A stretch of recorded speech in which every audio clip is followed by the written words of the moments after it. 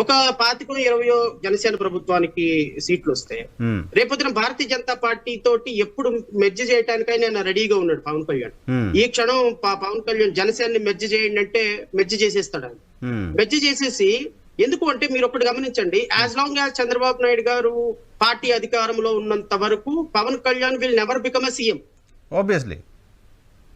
So ఒకవేళ Telugu Desam party అధికారంలో ఉండి ఒకవేళ ఆయన ఏమైనా అధికారంలో నుంచి రిటైర్డ్ అవ్వాలి అనుకుంటే నారా లోకేష్ ఉన్నంత వరకు పవన్ కళ్యాణ్ సీఎం కానివ్వరు.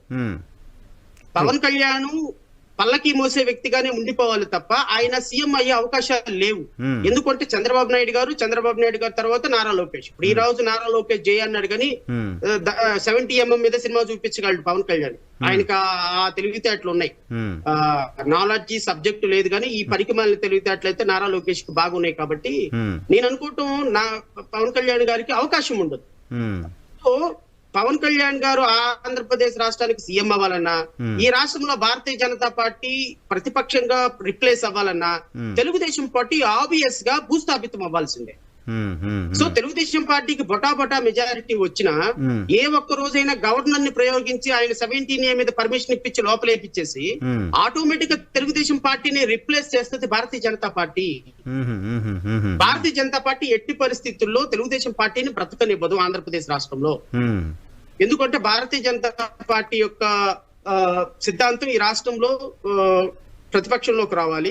ఒకవేళ రేపొద్దున ఏమైనా జగన్మోహన్ రెడ్డి గెలిచినా, జగన్మోహన్ రెడ్డి జైలుకి వెళ్ళినా, జగన్మోహన్ రెడ్డి జైలుకి వెళ్ళిన తర్వాత ఆయనకు 25-50 ఎమ్మెల్యేలు వస్తే ఆ ఎమ్మెల్యేలను తీసుకొని తెలుగుదేశంలో నుంచి కొంతమంది ఎమ్మెల్యేలు తీసుకొని ప్రభుత్వం ఏర్పాటు చేయడానికి జనసేనని మెర్జ్ చేసుకొని ప్రయత్నం చేస్తారు తప్ప తెలుగుదేశం పార్టీని ఫుల్ ఫ్లెడ్జ్డ్ గా పాలిటిక్స్ చేయని.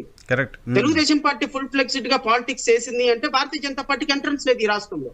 పవన్ కళ్యాణ్ సీఎం అవడానికి అవకాశం. శివసేన టాలరేట్ చేయట్లేదు, అకాలీదళని టాలరేట్ చేయట్లేదు, ఎందుకు టీడీపీని? అదే నేను అనేది అది తెలుగుదేశం పార్టీ ఈ రోజున సంకలు గుద్దుకొని భారతీయ జనతా పార్టీ మాకేదో కలిసి వస్తుంది, మమ్మల్ని సేవ్ చేస్తుంది అనుకున్నారు. ఎవరైనా పాలిటిక్స్, ఎవరు చారిటీ చేయటం లైక్, ఎవరైనా ముఖ్యమంత్రి కావాలనుకుంటారు, ఎవరైనా అధికారంలోకి రావాలనుకుంటారు. సో రేపొద్దున భారతీయ జనతా పార్టీ ఖచ్చితంగా తెలుగుదేశం ప్రభుత్వాన్ని ఇంటికి పంపించే కార్యక్రమం, భూస్థాపితం అయ్యే కార్యక్రమం చాలా దగ్గరలోనే ఉంది.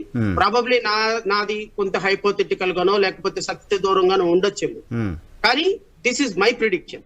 సో ఖచ్చితంగా నేను సంవత్సరం నుంచి చెప్తున్నా చాలా అంశాల్లో, అంటే నేను ఏదో జ్యోతిష్యం చెప్పానని కాదు. తెలంగాణలో షర్మిల నిలబడదని చెప్పాను, షర్మిల నిలబడలేదు. ఖచ్చితంగా కాంగ్రెస్ పార్టీ అధికారంలోకి వస్తుందని చెప్పాను, కాంగ్రెస్ పార్టీ అధికారంలోకి వస్తుంది, రేపు వచ్చింది తెలంగాణలో. రేపొద్దున షర్మిల ఆంధ్రప్రదేశ్ రాష్ట్రానికి వచ్చిన కాంగ్రెస్ అధ్యక్షురాలుగా షర్మిల నుంచున్న ప్లేస్ లో కూడా షర్మిలకి డిపాజిట్ రాదు.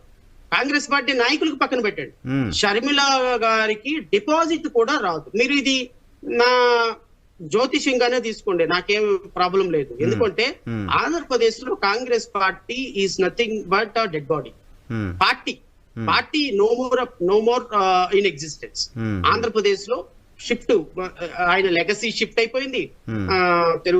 వైఎస్ఆర్ కాంగ్రెస్ పార్టీ ఆల్రెడీ ఆయన క్రెడిట్ మొత్తాన్ని వాళ్ళ అబ్బాయి తీసేసుకున్నాడు.